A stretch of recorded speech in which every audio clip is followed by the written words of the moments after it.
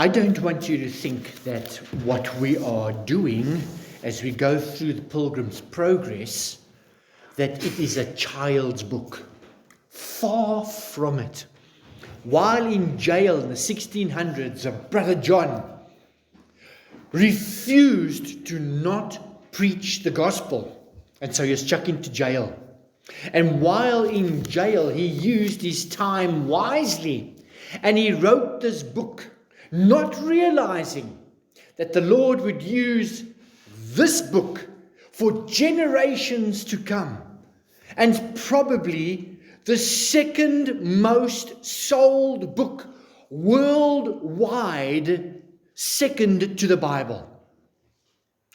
So in my preaching strategy, I'll be focusing on the main aspects, the main parts of the Pilgrim's Progress. I can't go through every single scene.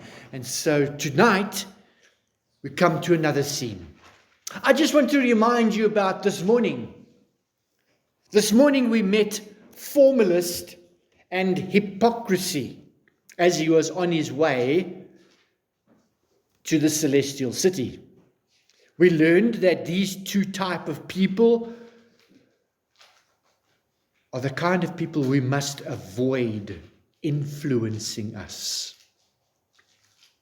Formalist performs, while the other pretends. Hypocrisy personifies counterfeit religion. He masquerades as a Christian, and he plays the role very deceptively. He goes through the motions outwardly, while he himself is essentially irreligious inwardly. He had a form of religion, but no evidence of the transforming power of the gospel. Hypocrisy didn't believe in what he was doing. Instead, he went through the motions only because he thought it would make him look better before men. That doing these things would make him more worth more. He has been rightly compared to a painted fire. As I said, it gives no warmth. He's like a painted flowers that give off no aroma or smell, or like a painted tree that produces no fruit. And pews today are full of these paintings. Well, Christian walks with them to the foot of the hill, called the Hill of Difficulty. That's where we find ourselves tonight. The story continues. I beheld then that they all went on until they came to the foot of the hill Difficulty, at the bottom of which was a spring. Here there were also two other ways besides the path, which came straight from the narrow gate. One turned to the left side and the other to the right. However, the narrow road cut the two in half and went straight up this hill of Difficulty. Christian now went to the spring and drank to refresh himself, and then began to go up the hill, saying, "The hill, though high, I chose to ascend. The difficulty will not offend me. For I perceive the way to life lies here." Tell that to some of the guys who are preaching your best life now.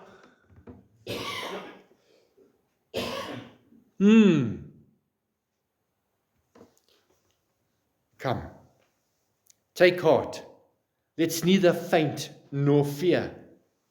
Better though difficult, this is the right way to the top, than wrong, though easy, where the end is woe. I love that old English. I hope you're following me. The other two men also came to the foot of the hill, when they saw that the hill was very steep and high, and that there were two easier ways to go, and supposing that these two ways would eventually meet again on the other side of the hill, and this with the same hard way that Christian chose, they resolved to go these easy paths. Now, the name of one of these ways was danger, and the other name was destruction. So one took the way called danger, which led him into an enormous, bewildering forest, and the other took the way to destruction, which led him into a wide field full of dark pits, where he stumbled and fell and rose no more. That's the end of formality and, what's his name? Hypocrisy. Then, with full enthusiasm, Christians started to run up the hill. Because of the steepness of the hill, he started to walk.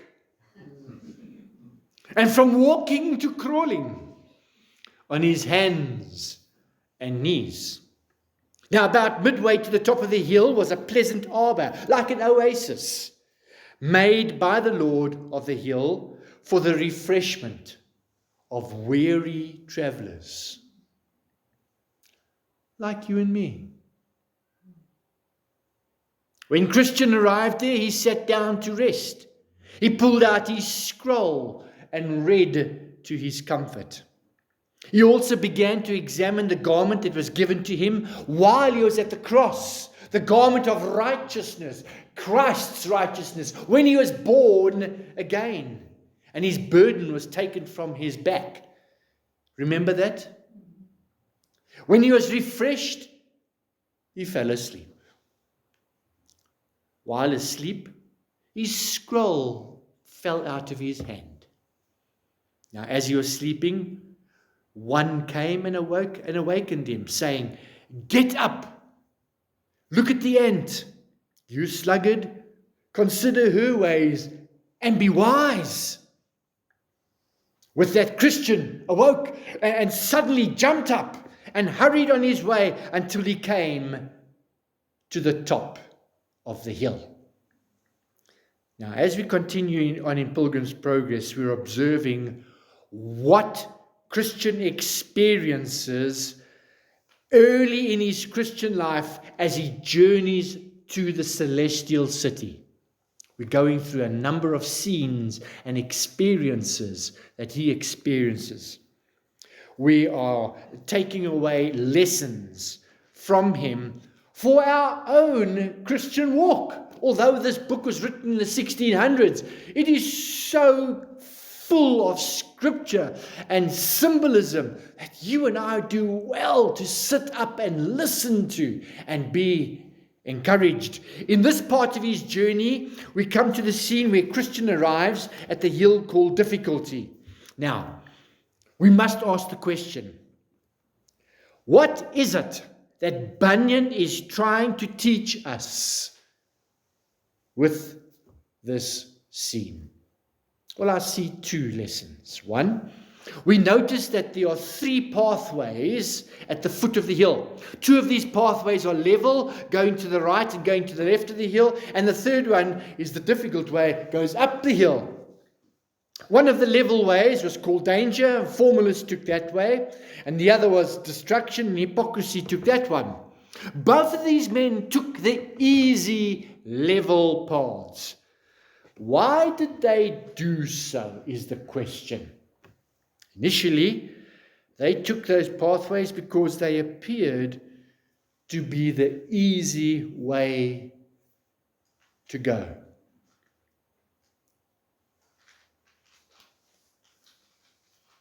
These are the paths of self-indulgence, of easy believism, and of antinomianism. That means that no matter how you live, You can still be a believer in Jesus Christ. You are not obliged to live how the Bible teaches. You can do whatever you feel best for you. And that prevalent philosophy of dealing with your Christian life is so alive and vibrant today. Even today, there are many people like that who want an easy kind of Christianity. They do not realize that the broad way is also the way that leads to destruction. We need to understand why it is so important for Christian to avoid walking with formality and hypocrisy. Had he continued with them, here is the risk of walking with those kind of people too long. They might have influenced him to go with them on those easy paths, on either of these apparently level paths. Friends, do not be deceived. Many Christians have chosen those paths. No wonder Romans 12 says, "Brethren, I beseech you by the mercies of God that you present yourself as a living sacrifice." The only problem with living sacrifices is that they want to get off the altar and going to the easy paths. Oh, this church life stuff is too difficult. They're demanding too much. God is demanding, I just can't do this. They put their shoulder to the wheel and they look back. Where are you tonight? 1 Corinthians 15:33 says, "Do not be deceived. Evil company corrupts good habits." Paul warns us that we should not be deceived because evil companionship will corrupt good morals. This is why we have encouraged Christian friendships. Get to know your people in your church.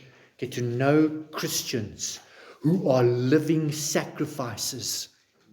Who are on that same middle road up the hill. Proverbs 1:10 also warns us against going with those who are religious, but whose religion is an easy kind of religion. Verse 10, "My son, if sinners entice you, do not consent." And in 2 Timothy 3, give you a moment to find that because a couple of verses I want to look at. 2 Timothy 3 verse 1. 2 Timothy 3 verse 1. The Apostle Paul speaks of people who have a form of godliness and they deny its power. What power? Am I talking about the power of the Holy Spirit? Be healed in Jesus' name. Oh, I see this. No, it's not the power he's talking about. He's talking about the transforming power into the image of Christ, where my nature and character takes on the fruit of the Spirit and the nature of Christ. That's the transforming power.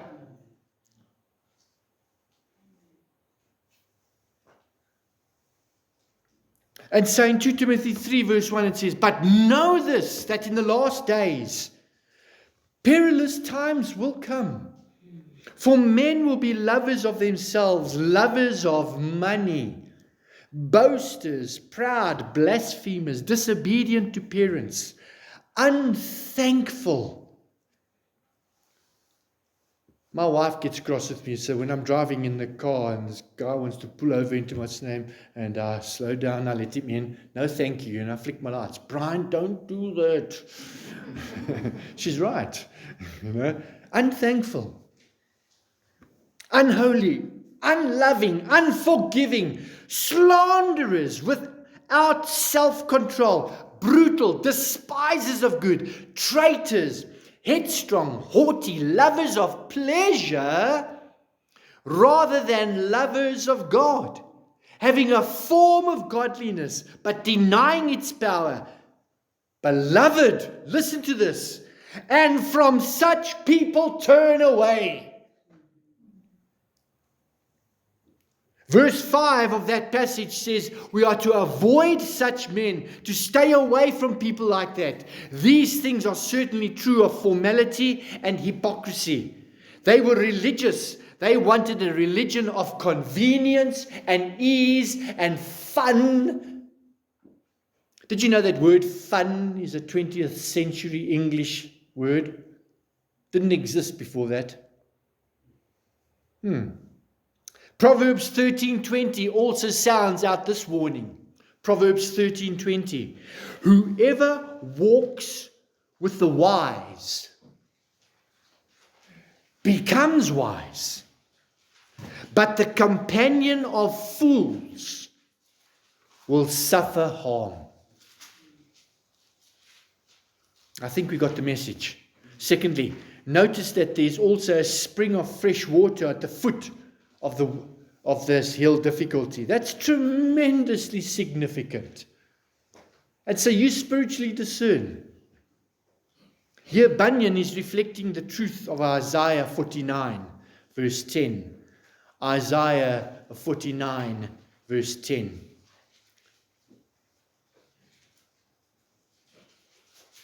Can you in your imagination see him starting at the brook and drinking and being refreshed? Often in my quiet times, a verse just bounces out and it's imprinted on my heart. And in recent times, what's being imprinted on our hearts is, do not let your heart be troubled. And it is a refreshing, hold that thought. They will not hunger or thirst, nor will the scorching heat or sun strike them down.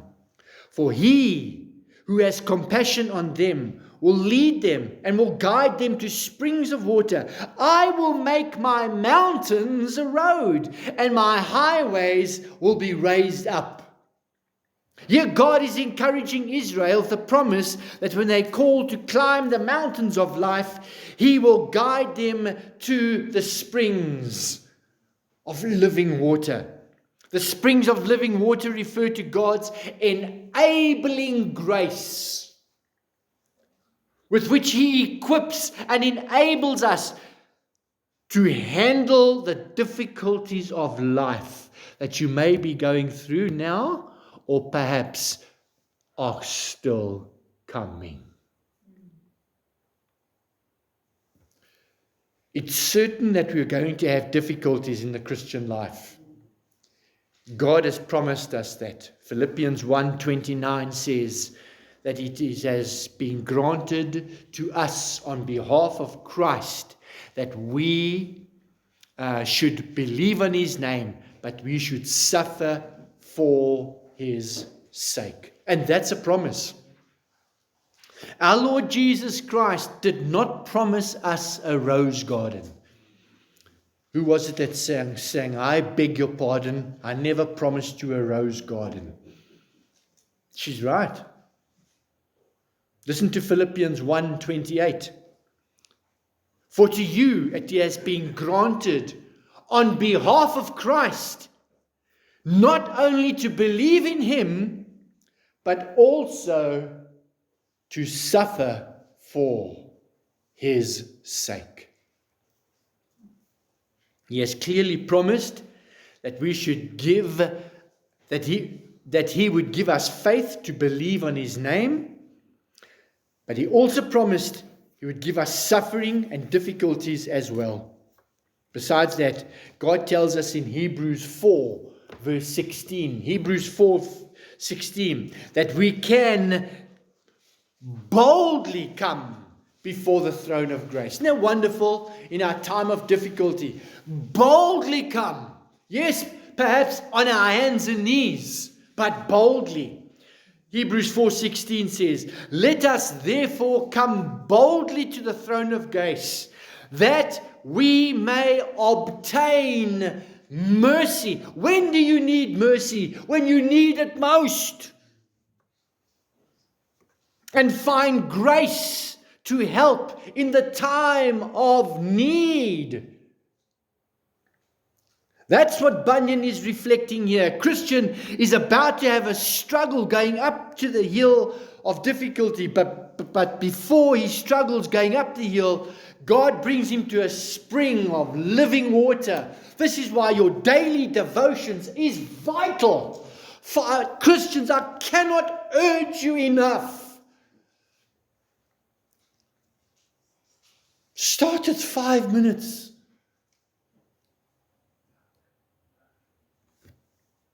Now, what does this hill represent? The hill of difficulty represents those difficult trials that distress and restrict us as we travel the Christian pathway to be faithful and to be obedient. Our mission, what is our mission? To become like Christ. Look at our posters in the hall. And we will walk with difficult people, trying to prevent that from happening, to be fruitful and faithful and obedient up to a point, because they will come there. Lord, which path should I walk in? This hill may represent a physical, relational, social, familial, economic, or even emotional difficulties. It may represent the challenges of putting off the old ways of thinking and living. Think about it, dear brethren. You must take it off. It's not a mystical event that the elders pray and you fall over.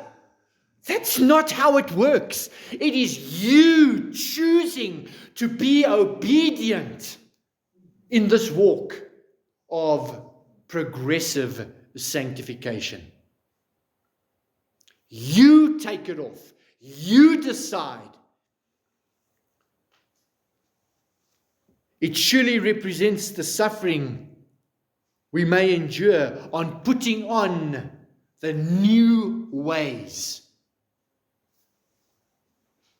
I can see the braaivleis. I could see the family talking to each other. Forgive me, boys, I'm talking about us now for a moment. And this one cracks that joke, it's under the belt. And this one talks about the politics about this. This one's so racist. This one's filthy language. And then you come up and say, praise the Lord, that I used to be like that, you know. What? You give them whiplash. I challenge you, men. Put on the new man. Bring honor to God, the transforming power of the gospel around that braai. It surely represents the suffering we may endure, specifically when we are Christians. The rejection and insults of others, and the jokes and the laughing will come from those people you thought are your friends. 1 Peter 4:12 forewarns us. And this book is like a forewarning, isn't it? 1 Peter 4 verse 12 says, Beloved, do not think it strange concerning the fiery trial, which is to try you, as though some strange thing happened to you. But rejoice to the extent that you partake of Christ's sufferings, and when his glory is revealed, you may also be glad with exceeding joy. And 2 Timothy 3 verse 12 says, Yes, and all who desire to live godly in Christ Jesus might endure persecution. Will suffer persecution, But evil men and impostors will grow worse and worse, deceiving and being deceived. But you must continue in the things which you have learned and been assured of, knowing from whom you have learned them, and that from your childhood you have known the Holy Scriptures, which are able to make you wise for salvation through faith, which is in Christ Jesus. So, if that's the hill that the hill of difficulty represents, what is it that Bunyan wants us to take away from it tonight? As if we haven't had a lot already. We can learn that these experiences of the hill of difficulty are great indicators of the depth and reality of our faith and our relationship in Christ. We soon realize if our faith is real or fake. I think it's not by chance that Bunyan pictures the fact that simple sloth and presumption were lying at the foot of the hill. In Mark 4, we read of the story of 4 kinds of soil on which the seed of God's word was thrown. The rocky soil represents those on whom the seed is sown, and who, when they hear the word, immediately receive it with joy. They get all excited about it, but they have no firm root in themselves or their commitment to Christ. It's only temporary. And that temporariness could be possibly a few years. When affliction comes, when they come to the hill of difficulty, now they must choose. Do I follow that way? Do I follow that way? Or do I take this hill? What do I do now? Then I get a letter. Pastor, I think it's time that we leave Calvary. I feel it is the right time. That's a letter I get post-conversation about this hill of difficulty, about choosing which way you want to choose. Yeah. And my heart breaks. The seed that is sown among the thorns represents those who hear the word, but the worries of this world and the deceitfulness of riches and the desires of other things enter in and choke the word. It becomes unfruitful. We can learn from this hill of difficulty is one of the ways that God sorts out who is and who is not a true believer. But we can also learn from the hill of difficulty that God sometimes prepares us ahead of time for what we may face. I've certainly experienced that in my Christian walk. God often gives us teaching on particular issues in the Christian life before we actually experience them. I can't explain that. Then he allows us to actually experience the things he's taught us about what we might really and truly learn from them. Psalm 119:67 actually speaks to this very issue. Psalm 119:67. The psalmist says, "Before I was afflicted, I went astray. But now that I have been afflicted, I keep your word." God uses afflictions to shape us into his image. Psalm 119:71, the psalmist says, "It is good for me that I was afflicted, that I might learn your statutes." Do we say that? Do we say that with the psalmist? "Lord, thank you for the affliction, because I now have learned your statutes." The psalmist knew the statutes intellectually. How many of us know those statutes intellectually? We know those passages. But now, his faith in God, his character is being shaped. Is yours? This hill of difficulty brings us back to reality. When Christian's burden was taken from him at the cross, what did he do? He leapt with joy and singing, "Praise the Lord, praise the Lord."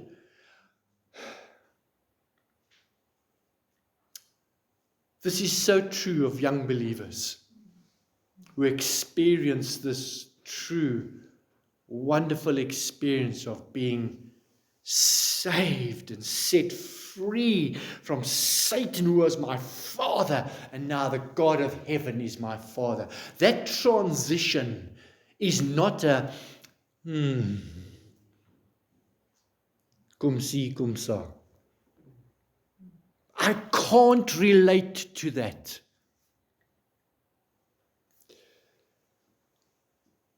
But now he's on his hands and knees crawling up the hill.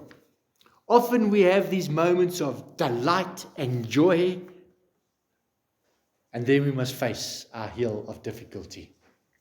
It is on these times when we are pushed out of our comfort zone that we might really get to know Christ and grow. The Lord wants us to grow, but grow in His image, the fruit of the Holy Spirit. That's growth. I see the Pleasant Arbor as those times of fellowship and prayer with other Christians, encouraging one another, reading God's Word together, living life together, lives on lives. Listen to Paul's experience in Acts 28. Listen to Paul. I'll close with this. Acts 28 verse 15. Listen to this. This is so wonderful. When let me say that again. When the brethren heard about us, when the brethren heard about us, they came to meet us as far as Appiae Forum and 3 Inns. They sacrificially traveled far because they heard that Paul was going up the hill of difficulty. Isn't that wonderful affection? When you're independent, isolated, uninvolved,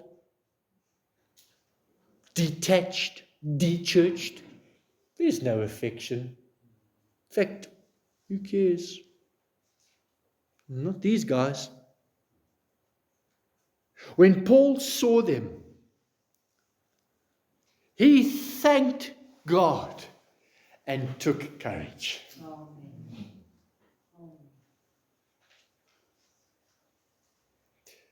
There are a number of things that happened at the time, at the place of Pleasant Arbor, which I think are valuable for us. And that's one of the scenes I want to just pause at next time we meet.